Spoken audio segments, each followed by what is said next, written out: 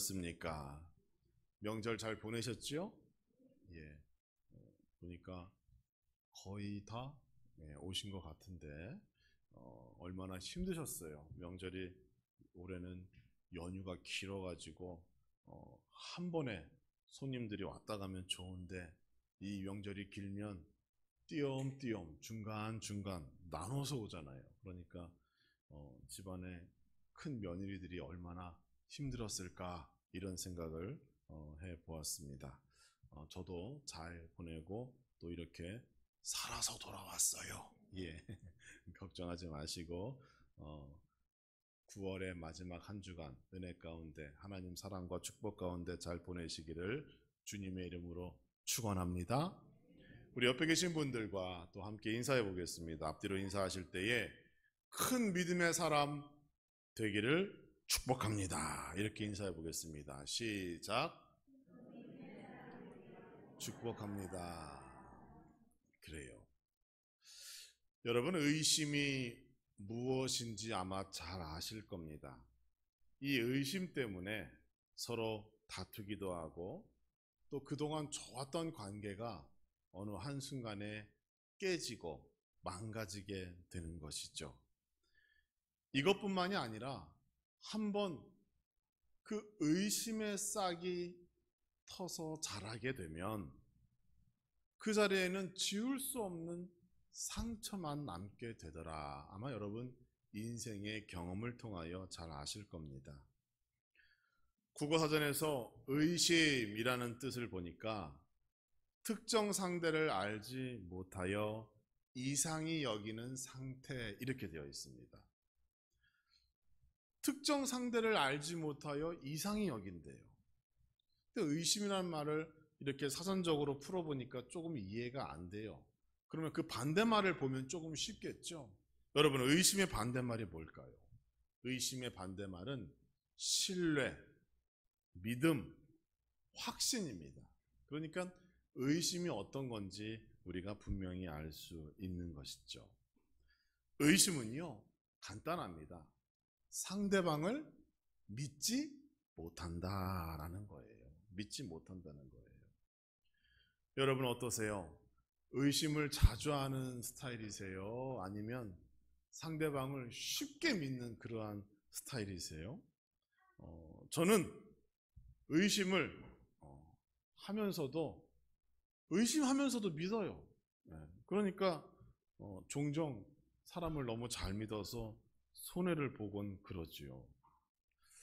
누군가를 의심하는 습관 좋지 않은 것 우리가 알고 있습니다. 하지만 우리는 끊임없이 이러한 의심 속에 살아가는 거잖아요. 그렇죠? 한번 여러분께 물어보겠습니다. 여러분 외출하실 때 문을 열어놓고 가세요? 잠가놓고 가세요? 잠가놓죠? 또 밤에 주무실 때도 문을 잠그잖아요. 그렇죠? 심지어 안방문도 잠그잖아요. 왜 그래요? 문을 잠근다는 것은 한 가지 이유밖에 없어요. 누군가 침입하는 것을 막기 위하여 그렇게 잠그는 거잖아요. 다른 말로 얘기하면 상대방을 믿지 못하니까. 그러니까 사실 우리의 삶 속에서 이 의심이라는 것이 이렇게 밀접하게 우리의 인생과 삶과 연관되어져 있다는 것 우리가 기억해야 합니다. 또 합리적 의심이라고 하는 것이 있어요. 의심이 나쁜 것만 영향을 주는 줄 알았더니 이 법정에서는요, 이러한 합리적인 의심을 통하여 심증보다는 물증을 더 소중히 여기고 그 물증 때문에 판결이 뒤집히기도 하고 누명을 쓴 사람들이 누명을 벗기도 하고 뭐 그러한 좋은 영향을 미치기도 한다고 그래요. 의심이 우리의 인생에 좋은 영향을 미칠 때도 있고 또 의부증, 의처증과 같이 가정에 큰 문제를 발생시키는 요인이 되기도 합니다. 그러면 우리 그리스도인들에게 있어서 의심은 그 삶 가운데 어떠한 영향을 미치게 될까요?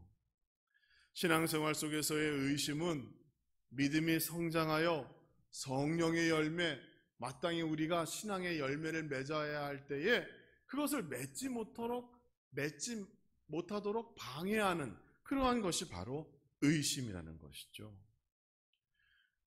우리는 성경을 통하여 성경 속에 나타난 많은 인물과 사건들을 접하게 됩니다.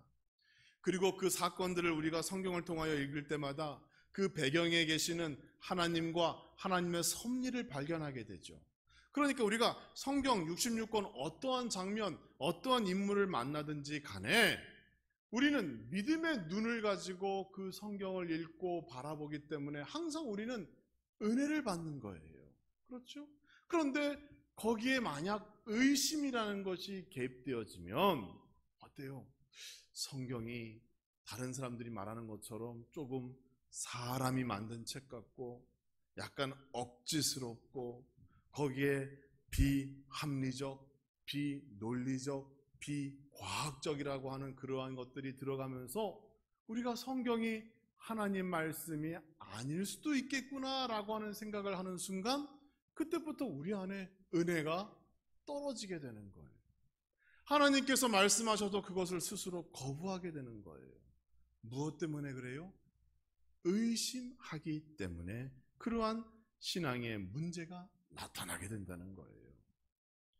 믿음의 눈으로 볼 때는 말씀 속에서 하나님을 발견하고 하나님의 섭리를 보게 됩니다. 예수 그리스도께서 누군지 분명히 바라보며 그리스도를 고백하게 됩니다. 그런데 의심이라는 것이 내 삶 속에 들어오면서부터 예배를 드려도 기쁨이 없고 기도를 해도 주실 줄 믿고 기도해야 응답받는데 의심하기 때문에 응답이 없는 거예요. 헌신이나 봉사는 더더욱 힘듭니다. 의심하기 때문에 교회 안에서 무슨 일을 하는 것이 낭비고 손해고 자기에게 손해라는 생각하게 되는 것이죠. 나중에 가서는 직분과 사명도 잊어버리게 됩니다. 가장 중요한 구원의 확신도 희미해져 갑니다. 하나님의 섭리 속에서 기쁨으로 행복하게 고백하며 살아가는 인생이 아니라 자기의 인생을 팔자, 운명, 이렇게 생각해 버려요.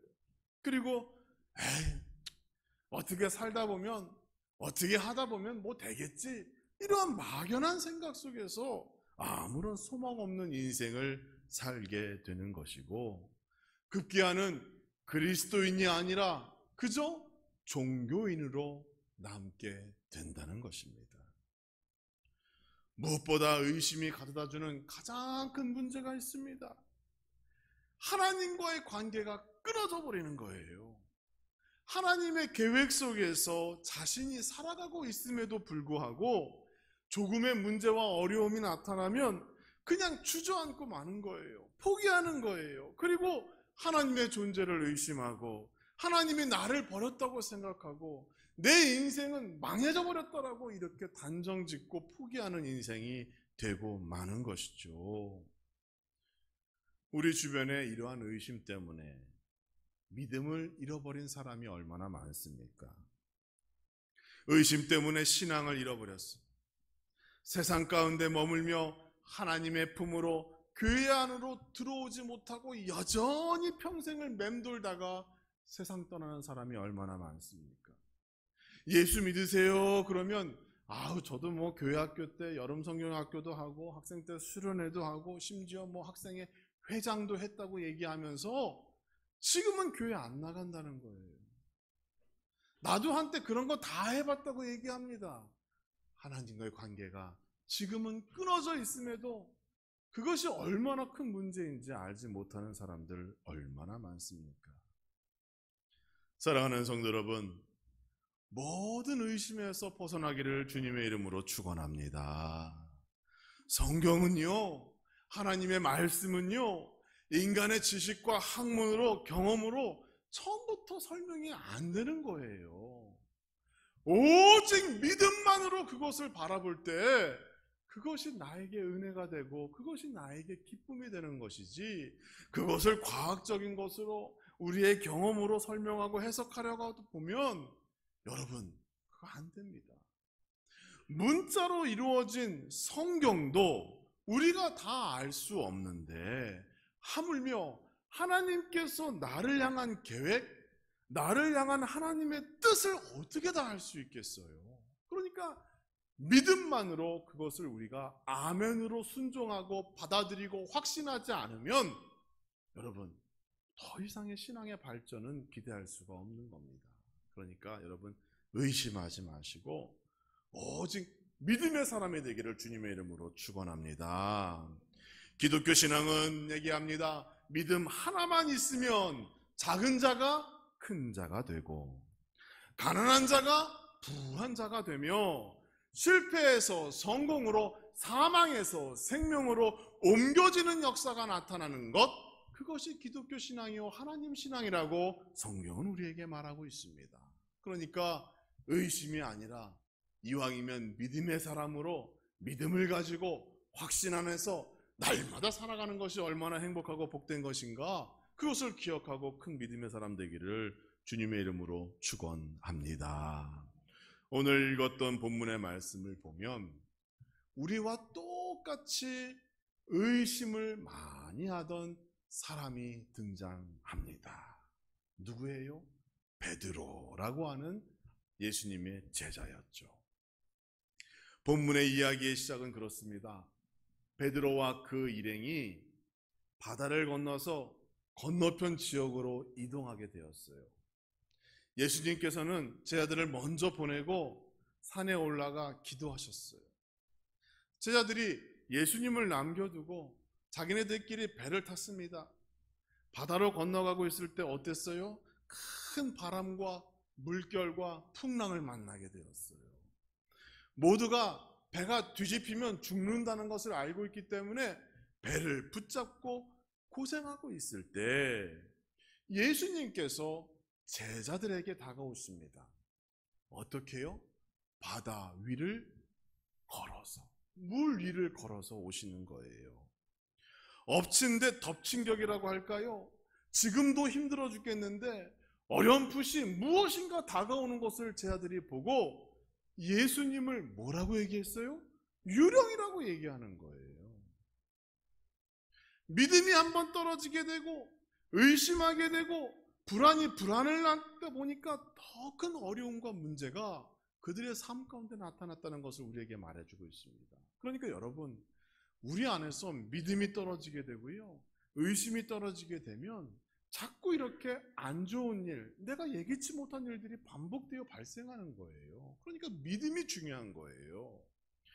우리는 여기서 마태복음 14장 27절 말씀을 보면서 위로를 받습니다. 예수님께서 이렇게 말씀하십니다. 예수께서 즉시 이르시되 안심하라, 나니 두려워하지 말라, 이렇게 말씀하십니다. 고난 중에 있는 제자들에게 즉시 이르시되 안심하니 나니 두려워하지 말라, 이렇게 말씀하신 거예요. 두 가지가 알 수가 있죠. 첫째는 우리 예수님은 위로를 주시는 주님이시다. 그렇죠? 둘째는 뭐예요? 예수님이 곧 안심이고 평안이라는 사실이에요. 예수님이 없는 곳에는 두려움이 있고 예수님이 없는 곳에는 불안이 넘친다, 고난이 넘친다는 것을 알 수 있는 거예요. 27절에서 뭐라고 얘기하세요? 나니라고 얘기하시는 거예요. 나니. 제자들에게 내가 이제 예수님께서 왔으니 두려움 끝, 고난 끝을 말하고 있는 거예요. 여러분, 의심은요, 고난과 두려움의 현장에서 시작되어집니다. 예기치 못한 상황이 발생하면 이러다가 우리 죽는 거 아니야? 이러다가 우리 망하는 거 아니야? 이러다가 우리 큰일 나는 거 아니야? 이렇게 시작되는 거예요. 의심이 시작되는 거예요. 자신이 그동안 가지고 있던 믿음에 금이 가기 시작하는 거예요.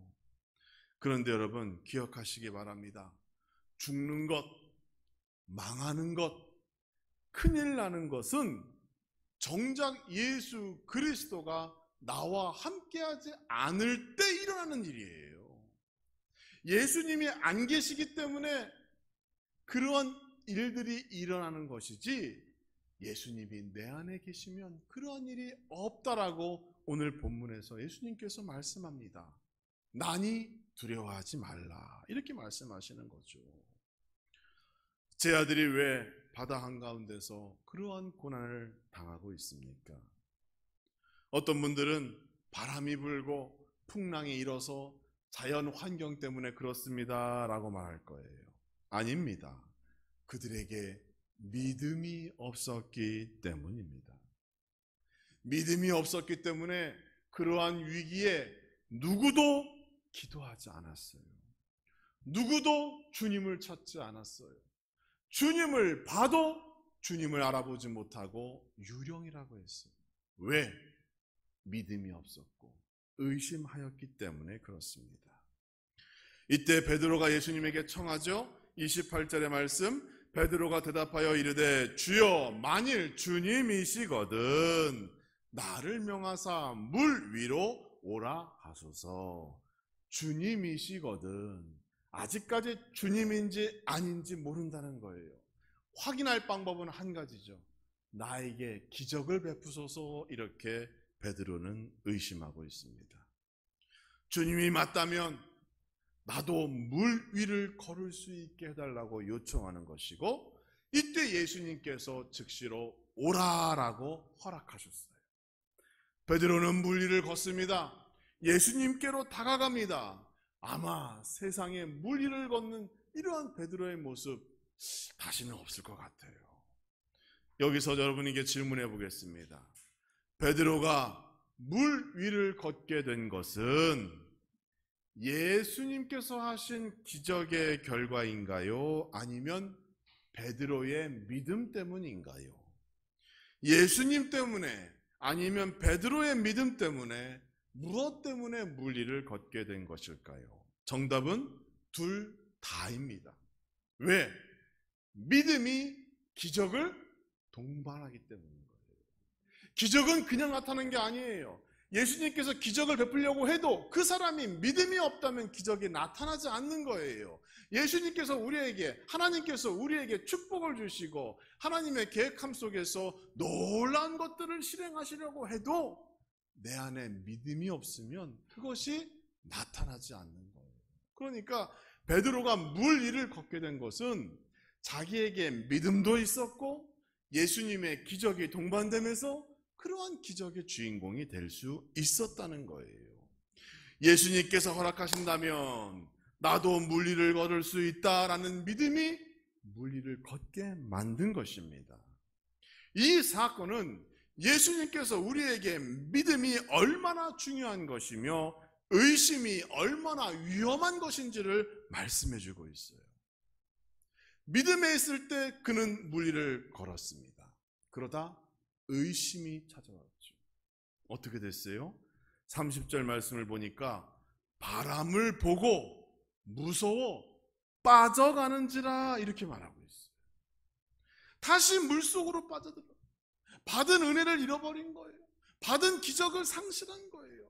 예수님께서는 여전히 물 위에 계시지만 그 예수님께로 가던 베드로 마음속에 의심이 들자 모든 은혜와 축복과 기적의 사건이 사라지고 말았던 것입니다.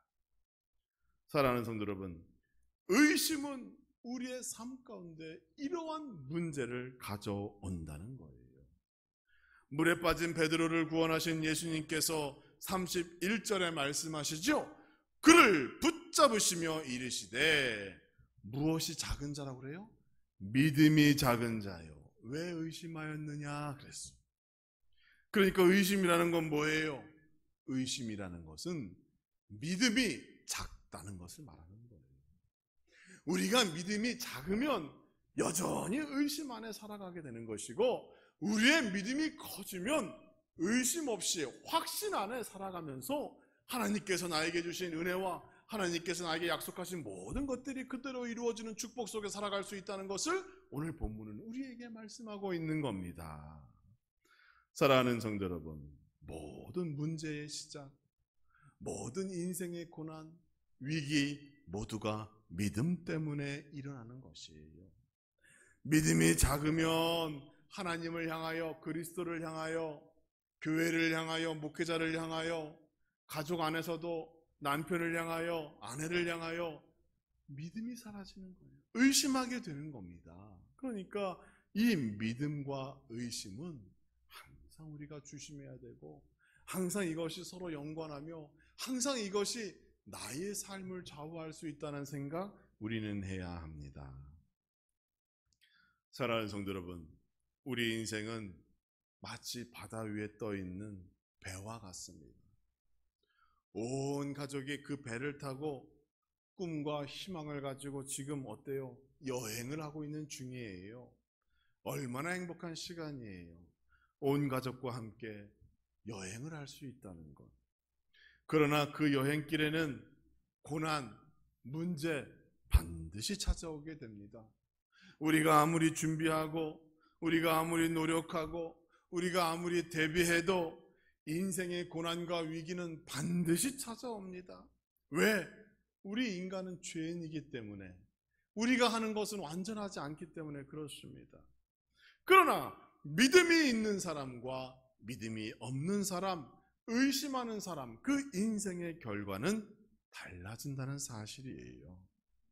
같은 인생의 폭풍 속에서, 같은 인생을 살아가며 만나는 위기와 고난 속에서 주님과 함께 있는 사람과 주님과 떨어져 있는 사람의 인생의 결과가 다르다는 것을 우리는 명심해야 합니다. 베드로는 주님을 믿을 때 물 위를 걸었습니다. 그러나 의심할 때 그는 물속에 빠져들었습니다. 그동안 받았던 은혜와 기적과 축복이 그 의심 때문에 사라진 것입니다. 무엇을 우리에게 말씀하고 있습니까? 믿음이 모든 문제의 열쇠이며, 믿음이 평안과 안심의 길이고, 믿음이 모든 생명을 살린다는 것 우리에게 약속해 주고 있습니다. 사랑하는 성도 여러분, 인생을 살아가며 내가 원하지 않고 내가 생각지 못한 그러한 어려움을 만날 때, 그러한 의심이 들 때 하나님이 나와 함께 하시는가? 하나님이 정말 나에게 응답하시는가? 이러한 의심이 들 때 베드로를 보시기 바랍니다. 그리고 베드로를 보면서 믿음이 얼마나 소중하며 얼마나 놀라운 하나님의 기적을 가져오는지 다시 한번 기억하시고, 이제 기쁨과 감사함으로 이 추수의 계절, 올 한 해 나에게 복 주실 줄 믿습니다 라고 하는 큰 믿음으로 가을을 맞이하시는 우리 성도 모두가 되기를 주님의 이름으로 축원합니다.